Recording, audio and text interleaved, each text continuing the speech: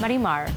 Kasi ang Marimar nagbigay sa akin ng bait kung bakit ako minahal at kinilala ng tao. Yan ang isa sa soap opera ko na hindi ko makakalimutan at habang buhay ko siyang dadalhin. Kasi hanggang ngayon may tumatawag sa akin Marimar. So, thankful ako doon. Mag-vacuum at mag-mop ng sahig. Oo, kasi wala naman akong katulong sa bahay eh. So, ako gumagawa lahat. Sana everyday, syempre mas malinis, mas masaya. Pero pag may taping, ayan, kung kailan ako available.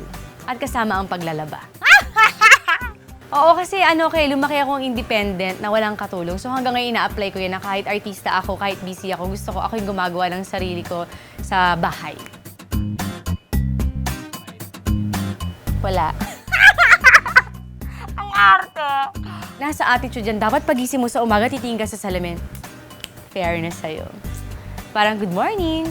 So, nasa attitude yan kung paano mo dadalhin ang sarili mo. Pag nagka-pimple ka, sabi mo, may pimple ako, okay pa rin yan. Concealer lang katapat yan, okay na yan. Dapat maging positive ka sa araw-araw na paggising mo. Kasi naniniwala ako, pag simula mo ng positive,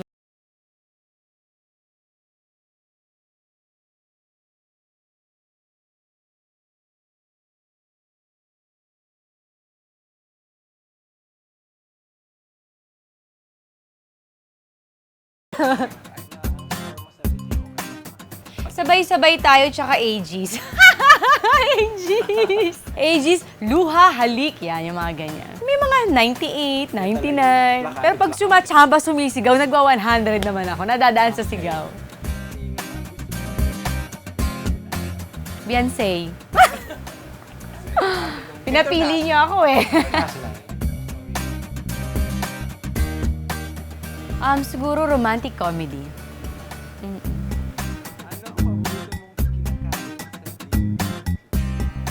Lahat.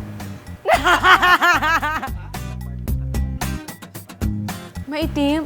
Nakita mo naman kanina. Parang wala naman. Meron ba?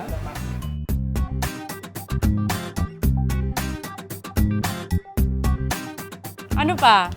Ano na-reject? Ay, naghahanap talaga ng bastos. Hindi, ako lang kasi kala ko may something. Something.